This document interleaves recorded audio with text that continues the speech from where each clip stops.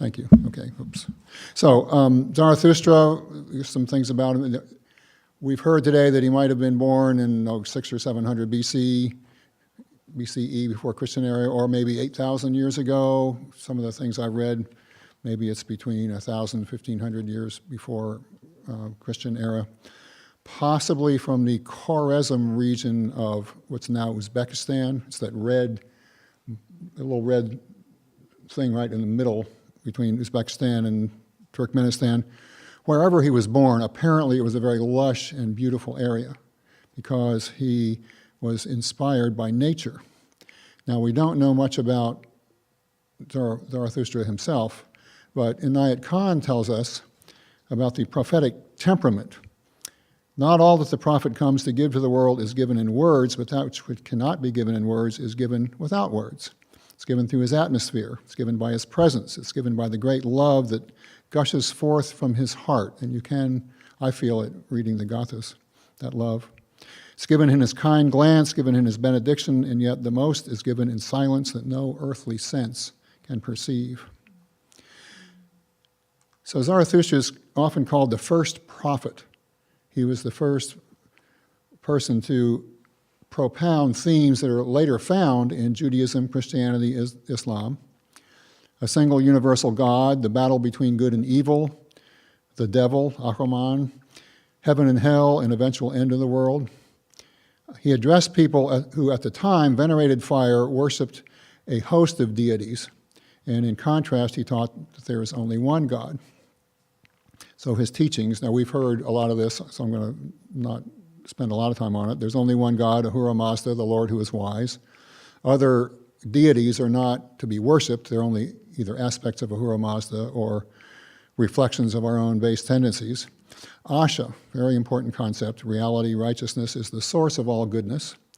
Druj, which we haven't heard that word, I don't think, but the lie is the source of evil. To me, this is very interesting. The source of evil is telling lies, telling what's not true. We all have the choice between good and evil. If you follow goodness, you get happiness in this life and beyond. If you follow the lie, you get destruction in this life and beyond. So Asha, variously translated as reality, truth, rightness. The ancients did not distinguish between reality, what is, statements about reality to which the concepts of truth and falsehood pertain, and normative statements about what reality ought to be, to which the concepts of good and bad, right and wrong, those normative statements obtain. So Asha is all these things combined into one, that there is an order to what is real. If we could discern that order and live in harmony with it, our lives would be fulfilled and happy, echoing some things from Buddhism. That order can be discerned in the patterns of nature, which promote health and well-being. And from Zarathustra, the Gathas, he who cherishes thy way with a good mind is himself a promoter of abundance and prosperity. So the first philosophical theme I want to look at is this idea of abundance and prosperity, what I call the goodness paradigm. What it's all about is evaluating your actions, your behaviors in terms of observable benefits and harms, not adherence to abstract moral rules.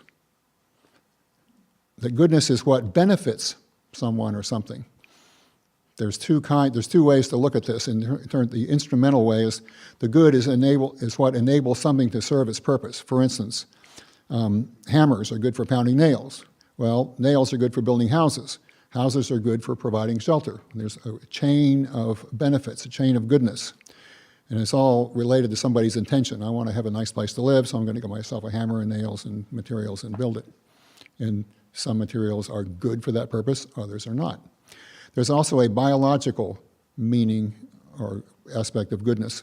The good is what helps an organism to survive and thrive. The good is what's nourishing, provides health and well-being. So if you think of plants, some plants like to live where it's nice and sunny, and other plants like to live where it's more shady. Some plants need lots and lots of water. Some plants can do well in a more dry condition.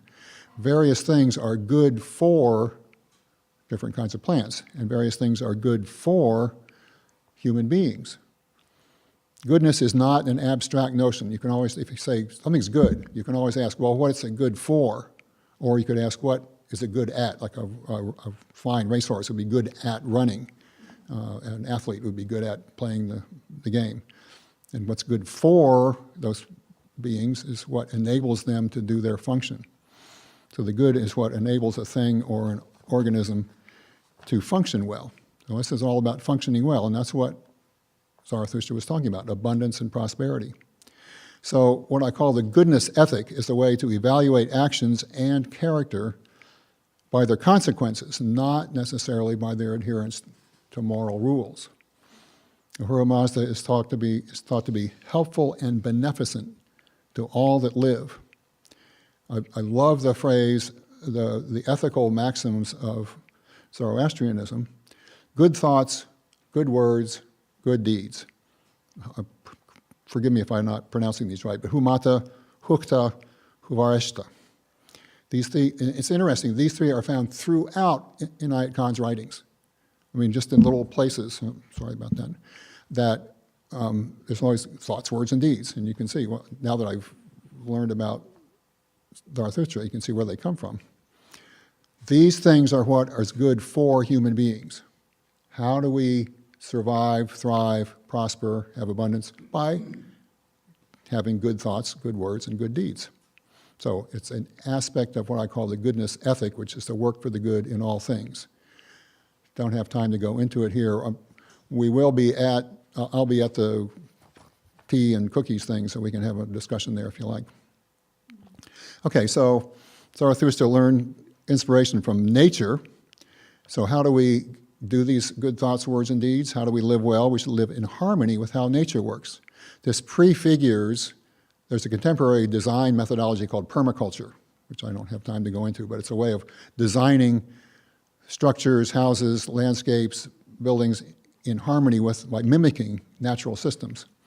In later Persian rule and so forth, there was a strong concern for civic hygiene and clean water, healthy ecology. So this prefigures our concern with ecology. Now this is from Inayat Khan. Zarathustra taught human beings to see the beauty of God and to worship God by looking at the water, at the sky, at nature.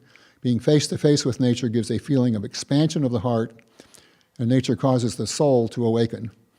Nature suggests to the soul the endless and unlimited being hidden behind it all.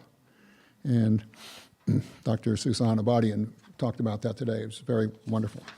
And I feel like I get cooped up in the house in front of a computer. I got to get out and walk in the park.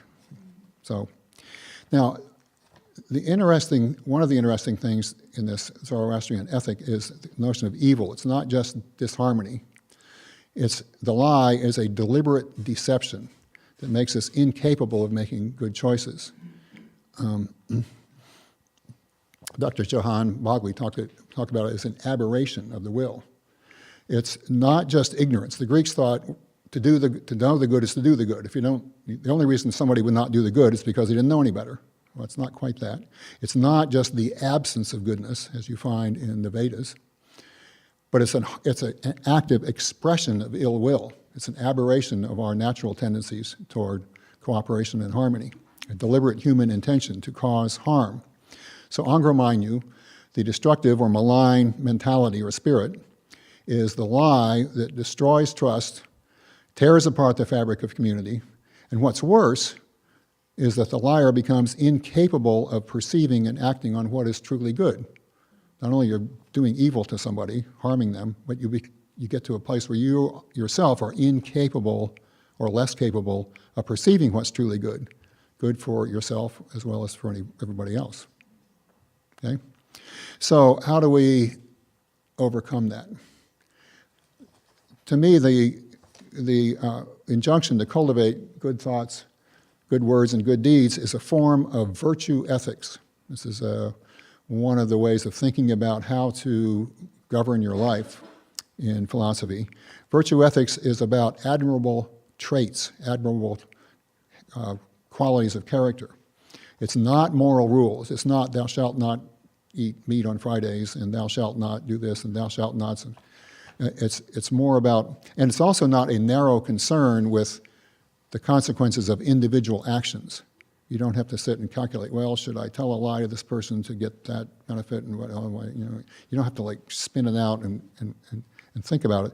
It's more like the Ten Commandments, a very simple a set of injunctions. The Golden Rule, do unto others as you would have them do unto you, is very simple.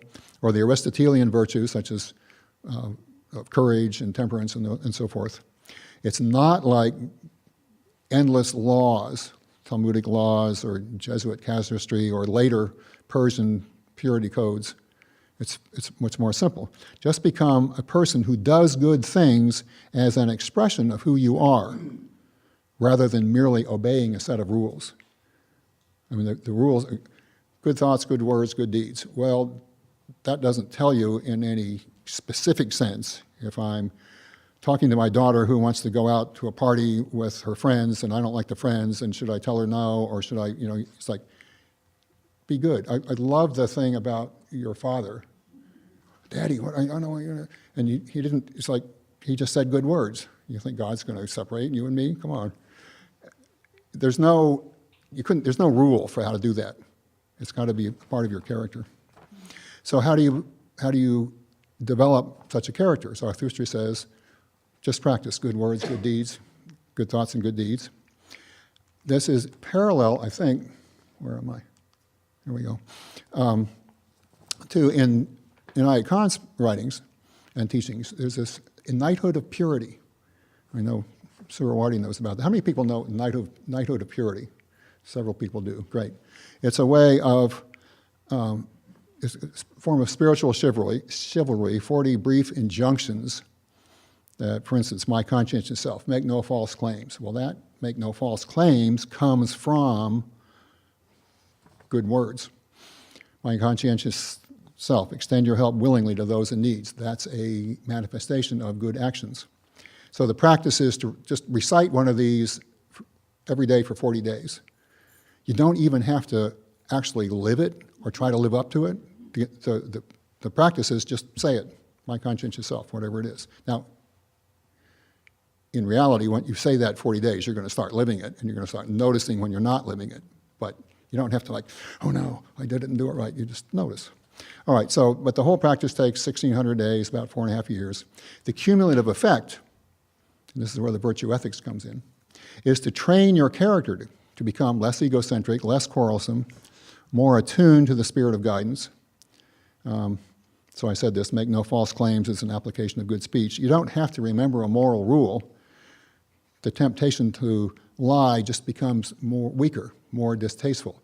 You don't want to be the kind of person who does these things. And it's extremely powerful practice. I recommend it to everybody. Okay, so that's the ethical thing I wanted to talk about. The cosmology. Now, the way Zarathustrian teachings have insinuated themselves into later religions and into Western culture is as a form of dualism.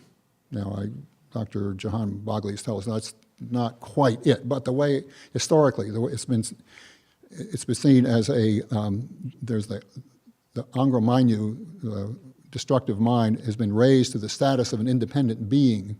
Now, there's various theological questions. Well, is Angra Mainyu and Spenta Mainyu, are they like two equal beings, or did Ahura Mazda create one of them and he's almost as good as Ahura Mazda but not quite, or what is it? Well, whatever the theology of it is, you have this idea that the world is a battleground between good and evil, that we all have the capability of choosing good or evil, that it's our choice. But there is another theme that comes into Zoroastrianism or into Zoroastrian culture. Now, I learned today from Dr. Jahan Bagli that the concept of the being of time, Nirvana, is considered a heresy. Okay. When I first read about it, I had no idea of that. It was an aspect of theology in Persian Zoroastrianism. But I think, and this is my speculation, that it's an ancient mysticism of the Central Asian steppe, that time is I'm quoting from a book that I actually bought in Tashkent, or maybe it was another city in Uzbekistan. Anyway, time is the powerful force which organizes the system of objects and events in the material world, provides the sequence of events, and sets the whole universe in motion. Considered to exist before the material world, outside of nature, and sets nature in motion. Time, now that exists outside of the world of duality, sets everything in motion. This is a unity that is kind of underlying in some way the duality that we all find ourselves in. So there's two aspects to this, process and unity. Now, the first aspect is all is changed. What is time? It's nothing but a succession of instants. Here's a now, here's another now, here's another now, here's another now, here's another now, and it just goes on. And we have retentions of what happened in the past. We have anticipations of what happens in the future, but there's really just now, and another now, and another now, okay? So this is like Heraclitus in Western traditions, and the more modern Alfred North Whitehead had a whole cosmology of process metaphysics. What's ultimately real is process, not substance. What's ultimately real is activity, not inert stuff to which something happens, okay? Life is not an anomaly in a dead universe. In this view, the tiniest elements of reality are, in some sense, aware.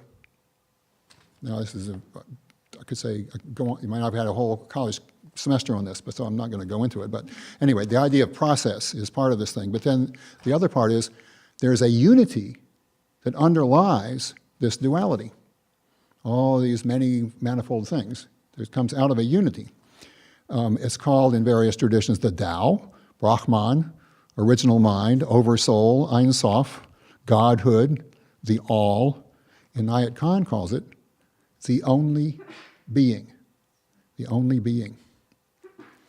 Inayat Khan says that the recognition of mystical unity predates the Islamic Sufi orders. We've talked about today, it comes from Egypt, perhaps.